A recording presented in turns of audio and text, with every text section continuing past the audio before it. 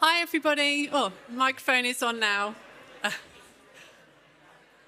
Okay, I think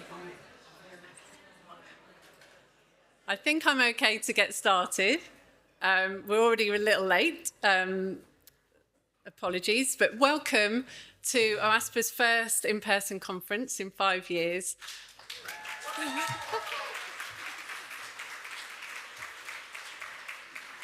Thank you. Absolutely thrilled to have you all here. I'm Claire Redhead. I'm the Executive Director of OASPA. There's lots of familiar faces here. There's lots of new faces. So I'm really looking forward to meeting all of you, and I'm sure we're going to have a wonderful time over the next few days in Lisbon. This is not actually the first time that we've held the conference in Lisbon. We've been around various cities in Europe, and we held the conference here in 2017. And while I was planning for the week, I was looking back over notes from that time. My memory's not good enough to remember conference programs in detail.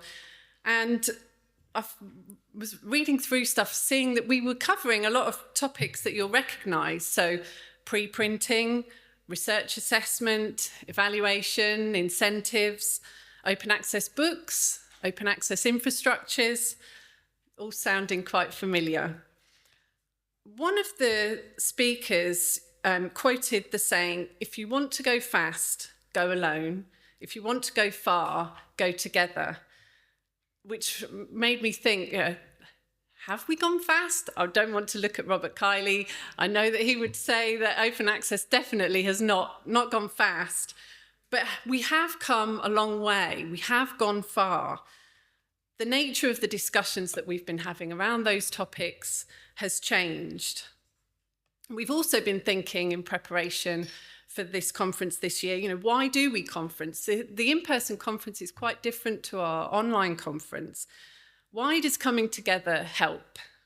Conferences aren't particularly easy to organise, but OASPA itself grew from a conference, a group of people sharing experiences about how to make open access work.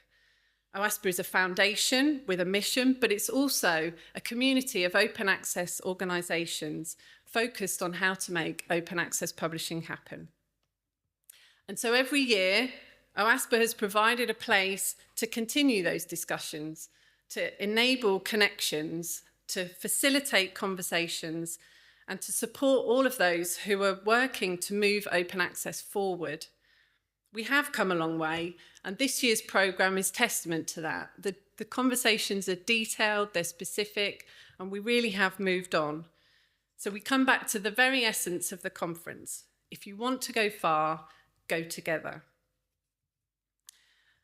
OASPA has got a small team of absolutely amazing staff, but there is a lot to do in organising something like this.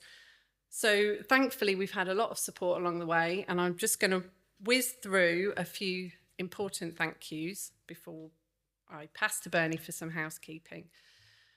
So thank you to our programme committee. They've done an amazing job. They've given their time to develop the fantastic programme that we have. To our speakers, we're really excited to have you here. Unfortunately, with in-person, there's a couple of people who aren't able to make it here at the last minute. I know we didn't aim to do a hybrid conference, but I think we're going to hopefully have the online magic to allow them to participate. Thank you to Ruby, who I'm sure you've all met. Ruby and her team at the Events Hub support our online events, but we're delighted to have her here in person to help everything run smoothly. We're extremely grateful to our sponsoring organisations for the generous support which helps us run this event and other activities that we do at OASPA. And last but not least, my thanks to my amazing team at OASPA.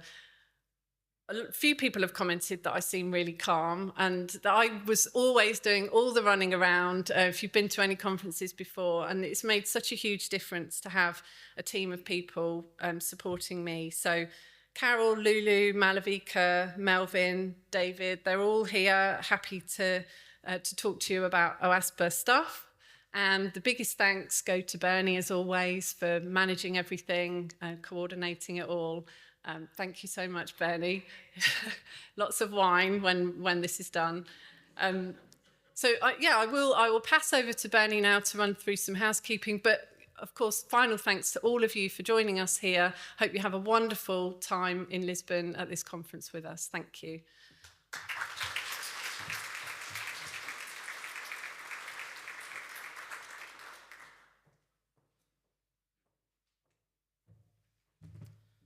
Hello, welcome. This won't take long. I'm going to do the boring but important stuff first before I introduce our first speaker. It's so lovely to see you all here. It really is special, so thank you so much for coming. There are no fire alarms scheduled, so if you hear an alarm, it's real, potentially. Follow the green signs. There's one over there, but essentially we gather outside of the hotel at the main entrance.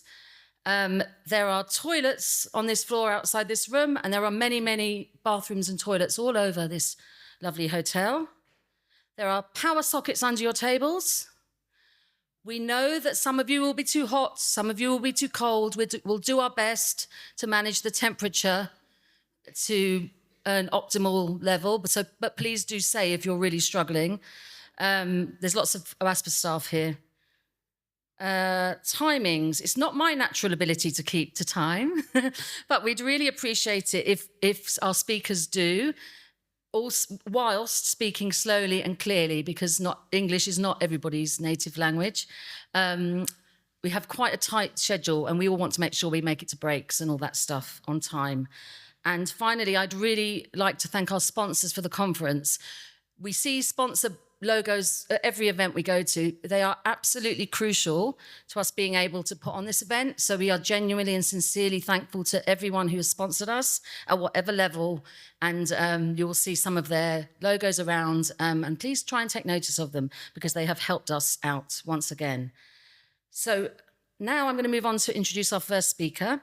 So I reached out to the FCT, I hope I've got that acronym correct, the Portuguese National Funding Agency, to see if we could find somebody to welcome us to Portugal who is local and could talk a little bit about what's going on here.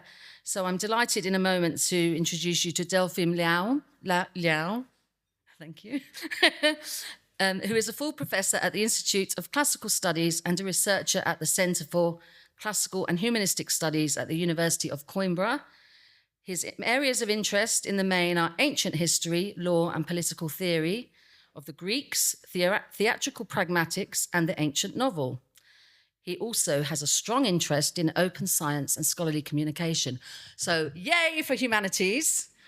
We love all the disciplines. That's personal. And I'll hand over now to Delfim. Thank you so much, everybody.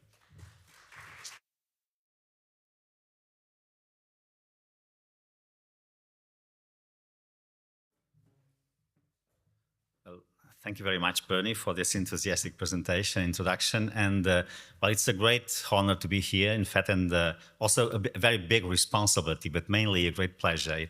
I know some of the people here, and I admire your work for a long time. So welcome to Portugal and to Lisbon. I would like to say something mainly a little bit provocative. So I thought I could start this by, let's say, saying something in ancient Greek. Andramoi enepemosa polutropon hosmala polakpankte epeitroies hieron ptolietron eperse. I know you all understood, the meaning, but at any rate, you have a translation here. And why this? Because this is the first literary monument, the first lines of the first literary monument of Western literature, so we could say. And it has something to do with Lisbon as well, because according to tradition, although it is debatable, highly debatable, Lisbon was founded by Odysseus or Ulysses during his wanderings. That's why we call Ulissopolis or Lissabon, Lisboa. But perhaps more interesting than this small detail is the fact that, since 3,000 years ago, we are in a sense trying to make the same. If you pay attention, tell me news about the wily man who wandered. And this is basically what we are doing. There are special people who make special deeds, and we want to communicate what they are doing. And for this, we need authoritative sources of information.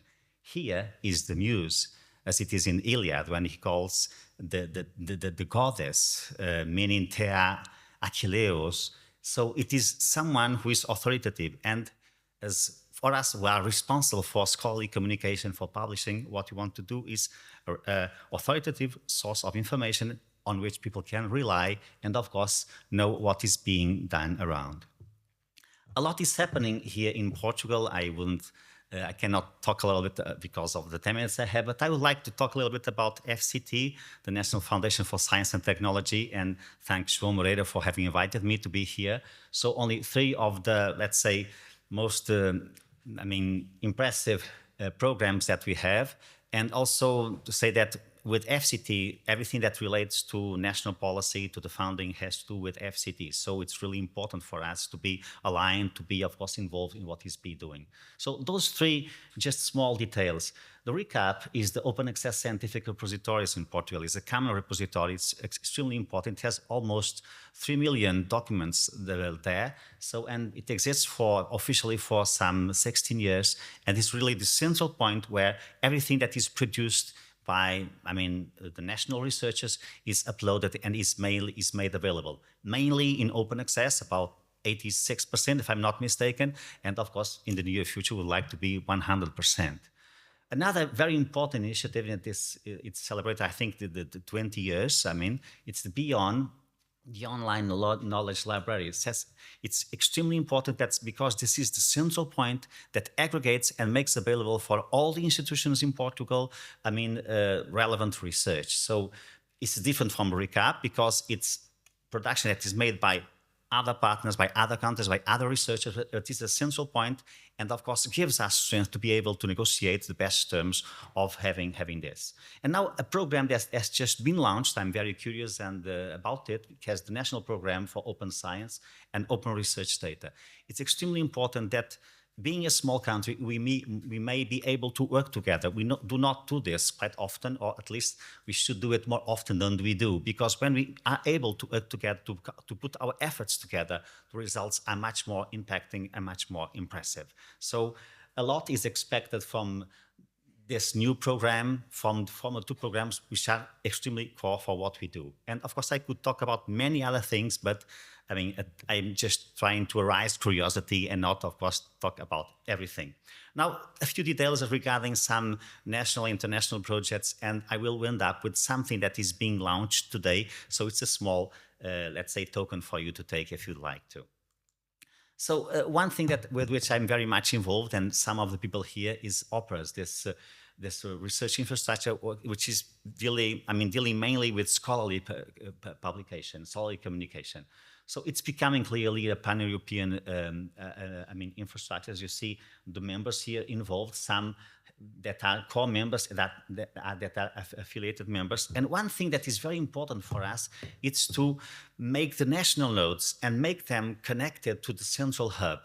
And for doing this, especially in the SSH, which is the case, how can we operate in order to have this being made efficiently and in a harmonized way with the existent nodes of other infrastructures in Portugal and elsewhere? For example, in the case of SSH, Clarin, Daria, and all the others. So one of the challenges that we are facing right now is that if you want to implement, to develop the national nodes, how can we do it in a way that it complements, does not overlap what is existing now, and of course boosts whatever we want to do. So, and by doing this, of course, one of the challenges is to pay attention to the national needs and how we can connect national needs to the European responses and to the international interconnectivity and interoperability. So these are some of the challenges that we are facing now. And with the OPERS Treaty, what we want mainly, it is focused precisely in order not to overlap with other programs.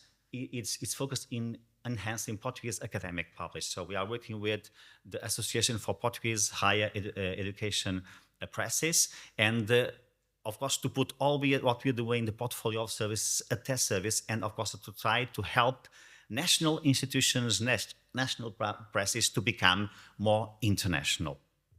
Then I would like to present something that is new, perhaps talk a little bit more about this, which is this new platform that is being developed, Mondecos. I mean, it has a very big acronym. It is the name of a river existing in the center of Portugal, in Coimbra. And of course, we managed with the help of ChatGPT or something similar to find, let's say, an interesting acronym for it. But what is the question that it addresses? It wants to address the question of the issue of multilingualism. Because even in a country like Portugal, where we have, let's say, something like 250 million people that speak, like are native speakers of Portuguese, but we cannot say that Portuguese is a major scientific language. And what happens with Portuguese happens as well with Spanish, with much more native speakers, and with other languages, even with fewer speakers, this is even more intense. There's, of course, nothing against using English as a lingua franca. That's perfectly okay. We need it. That's why the only question is that we speak, or at least myself, bad English. Apologies for that. But, of course, we all need it. But we should also make an effort in order to try to keep our own languages as fully scientific languages. And especially in SSH, and we are dealing with local language, this is very important because there are many issues, many questions that have to be dealt with in the local languages, and if local people do not pay attention to them, it will be simply dismissed. So this initiative, which is connected as well with OPAS, tries to meet this question: how can we reach a balanced multilingualism? So that's what we intend to do, to provide something, of course, using AI, artificial intelligence, but keep humans in control. This is a human-centered and a human-directed initiative. So what do we have now? We launched, the alpha version a few months ago in Zadar, and there we presented the document components editor together, of course, with the AI helper. And today, as of today, we are presenting or launching the communities-based experience. Because if we want to consider personae that can be used in this service, this is precisely the kind of public with whom we would like to work. Because you can consider, let's say, communities organized around a journal editors, or organized around a book series, or simply young researchers that cannot afford to pay translations, and they can work together on a draft translation that is obtained by using AI, and then work together to improve it, not only from the way in what respects the expression, but also the content itself. So it can be a way of, let's say, improving content in a, let's say, open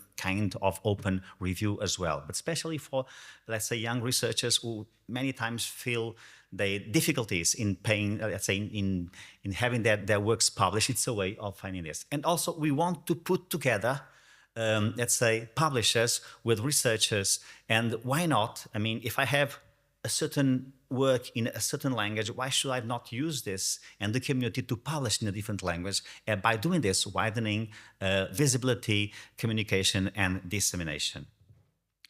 So that's basically what we are doing. The alpha version was in Zadar. Now we are in alpha version, but version 2 of alpha, so in the middle. Now we are working on this. So we are now creating and developing the communities, how they can work together. And in the near future, we would like to pass to phase 3. Phase 3 is a challenging one because we work with small portions of text until now, so typically paragraph by paragraph, but it's very clear that the community wants to use large batches of text, let's say documents and so on. So we would like to develop this for the future. And for this, we need you, basically, because this is owned by communities, developed by the community, and it's completely open and free. So if you would like to be one of the early testers, is the address. And of course, it would be great to help your support in doing this. Well, thank you very, very much for being attentive. So welcome to Lisbon, welcome to Porto, welcome to the city of Odysseus or Ulysses. And like him, let's make the discovery of the world and of knowledge our best adventure. Thank you very much.